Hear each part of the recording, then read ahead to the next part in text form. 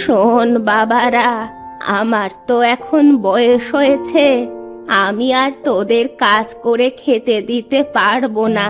তাই আমি সিদ্ধান্ত নিয়েছি, এবার আমি তোদের বিয়ে দিব।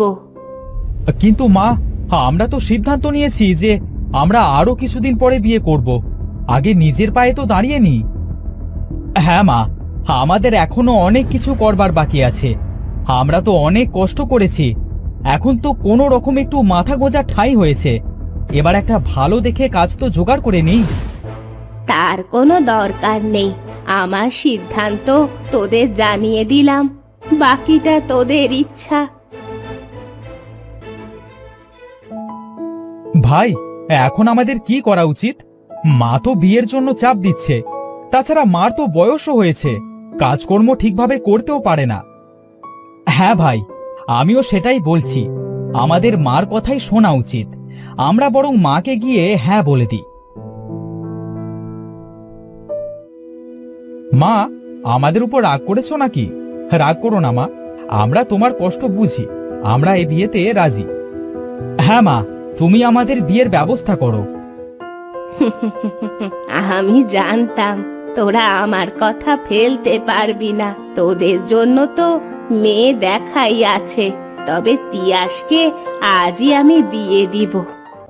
তাই বলে আজই মা?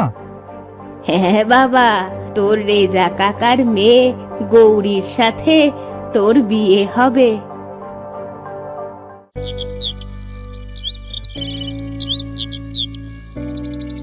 এই যে ভাই, আমার ছেলেকে এনেছি।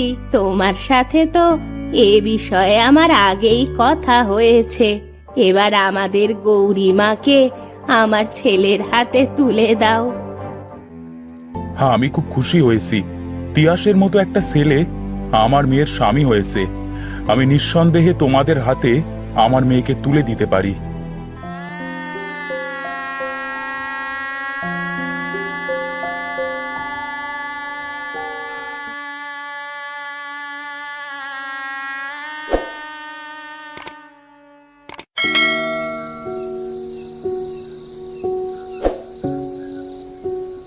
মা গৌরী, এদিকে আয় মা, তোর নাকে এই নাক ফুলটা পরিয়ে দি।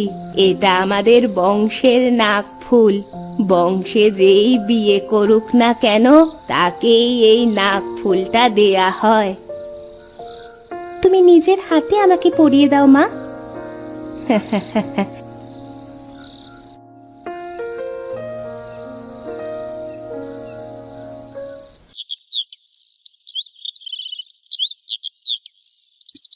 গৌরীমা, ও গৌরীমা, ঘুম থেকে ওঠ এবার মা, ওঠ, এদিকে আমার কাছে আয় মা।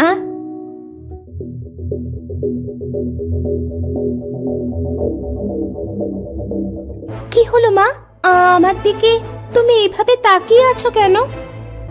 তোর এ অবস্থা কি করে হলো রে?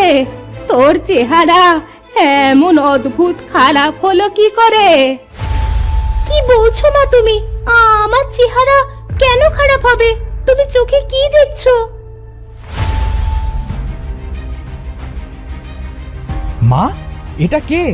একে তো দেখলেই ভয় লাগছে। আমাদের বাড়িতে কি করছে? বাবা, এই যে আমাদের গৌরী, এর চেহারা এমন অদ্ভুত ভয়ঙ্কর হলো কিভাবে? মা, এবার আমি মানুষের সামনে যাব কিভাবে? আমি যে কারো সামনে যেতে পারবো না মা। আমার এমন চেহারা কিভাবে হলো? বাবা তিয়াস, তুই চিন্তা করিস না, গৌরীকে নিয়ে ঘরে যা। তবে কি সেই লোকের অভিশাপটা আমার ওপরে লেগে গেল নাকি? আমার তিয়াসকেও বিয়ে দিয়ে দেখতে হবে এটা কিসের জন্য এমন হলো। কি হয়েছে মা? কি ভাবছো এভাবে একা একা দাঁড়িয়ে? কিছু না, তোর কথাই ভাবছিলাম। তিয়াসকে তো বিয়ে দিলাম, এবার আমি আজই ভাবছি তোকেও বিয়ে দিব। মা, আমার কথা আর কিছুদিন পরে না হয় ভাবো। বড় ভাইকে তো কালই বিয়ে দিয়ে আনলে, আমারটা না হয় কিছুদিন পরে দিও। আমি তোর বিয়ে আজই দিব করিম ভাইয়ের মেয়ে কেয়ার সাথে। মেয়েটা খুব ভালো, তোর সাথে ওকে খুব মানাবে। আচ্ছা মা, তুমি যেটা ভালো বোঝো সেটাই করো, এতে আমার কোনো আপত্তি নেই। চল আমার সাথে করিমদের বাড়ি চল।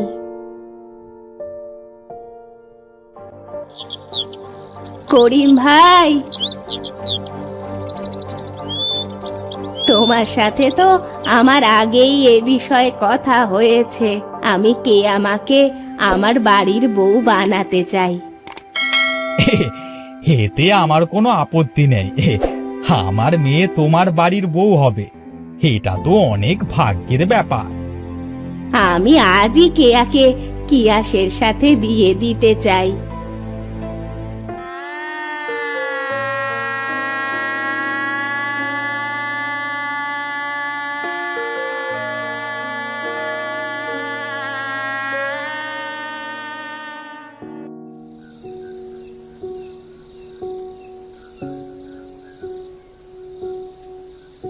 মা কেয়া, ওদের বংশের রীতি অনুযায়ী এই নাকফুলটা নতুন বউকে দিতে হয়, তাই আমি তোকে এই নাকফুলটা পরিয়ে দিতে চাই। হ্যাঁ মা, এতে আমার কোনো আপত্তি নেই, তুমি নাকফুলটা আমাকে পরিয়ে দাও। অনেক রাত হয়েছে, তোরা এবার ঘুমিয়ে পড়। মা কেয়া, তুই সকাল সকাল উঠে আমার সাথে একবার দেখা করে আসিস। আচ্ছা মা, তুমিও সকাল সকাল ঘুমিয়ে পড়ো।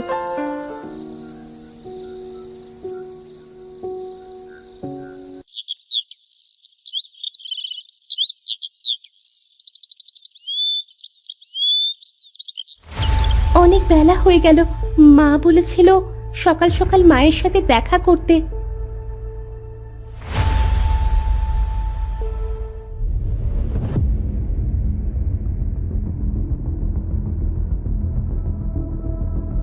মা, আমার বউয়ের এটা কি হলো?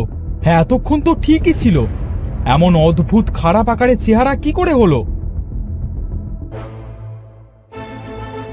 মা, আমাদের সবকিছু খুলে বলো। বিয়ের পরের দিন আমার চেহারাও কেয়ার মতো অদ্ভুত খারাপ হয়ে গেছে। আমার তখন সবে সবে নতুন বিয়ে হয়েছে। তোদের যেমন আমি নাকফুলটা পরিয়ে দিয়েছি, তেমনি আমার শাশুড়িও আমার নাকফুলটা পরিয়ে দিয়েছিল। বৌমা, ও বৌমা, কোথায় গেলে? আমার কাছে একটু এসো তো মা। আসছি মা।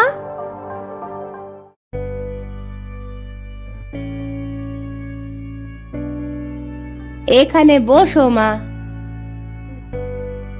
এই নাকফুলটা আমাদের বংশের নাকফুল। এই বংশে কেউ নতুন বিয়ে করে এলে তার নাকেই এই নাকফুলটা পরিয়ে দেওয়া হয়। আমি তোমাকে নাকফুলটা পরিয়ে দিই। হ্যাঁ মা, নিশ্চয়ই। আর তাছাড়া নাকফুলটা খুব সুন্দর, আমার খুব পছন্দ হয়েছে। তুমি থাকো, আমার একটু বাইরে কাজ আছে, আমি এখন আসছি। বাড়িতে কেউ আছো?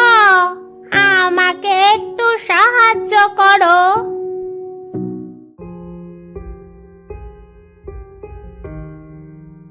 এই নাও, এই চালগুলো নিয়ে বিদে হও। হ্যাঁ হ্যাঁ, যাচ্ছি মা।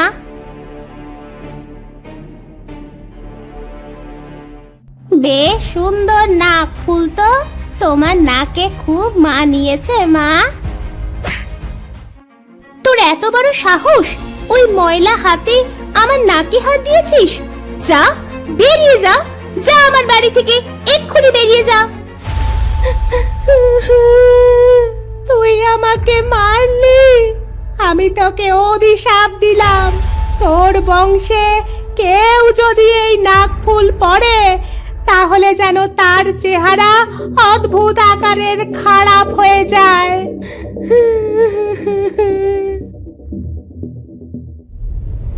এবার তোরাই বল বাবারা, আমি খুব খারাপ ছিলাম, আমার জন্যই তোদের বউদের এই অবস্থা হয়েছে। আমি তো সেই বুড়ির কথা ভুলেই গিয়েছিলাম, কিন্তু বড় বৌমার নাক ফুল পরার পরে চেহারাটা যখন এমন অদ্ভুত খারাপ হয়ে গেল, তখনই আমার মনে পড়েছিল। এখন বলো, এদের আমরা কিভাবে ঠিক করব? এমন চেহারায় এদের সাথে তো আর সারা জীবন সংসার করা সম্ভব না। আমি এখন তোদের কি করতে বলবো বাবা? আমার ভুলের জন্য আমি অনুতপ্ত, আমার ভুল আমি বুঝতে পেরেছি। এই তোমার নাক ফুলটা একবার খোলো তো। কি করব এখন আমি? এমন চেহারায় আমি মানুষের সামনে যাব কিভাবে?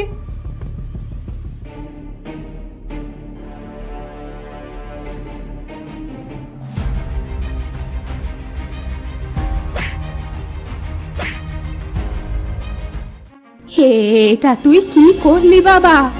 আমাদের বংশের রেওয়াজটা তুই ভেঙে ফেললি।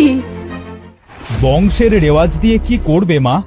যে নাকফুলটা অভিশপ্ত, মানুষের চেহারা অদ্ভুত আকারের খারাপ হয়ে যাচ্ছে। আমি চাই না আমার বউয়ের মতো আর কারোর চেহারা এমন খারাপ হোক। আরে, আমার বৌমাদের চেহারা যে আবার ঠিক হয়ে গেছে। হ্যাঁ, আমরা তো ঠিক হয়ে গেছি। এই নাকফুলটা ভাঙার কারণে আমরা অভিশাপ মুক্ত হয়েছি। বাবা, তুই এই নাকফুলটা ভেঙে তো খুব ভালো কাজ করলি রে। আজ আমি খুব খুশি। অবশেষে আমার বংশটা অভিশাপ মুক্ত হলো।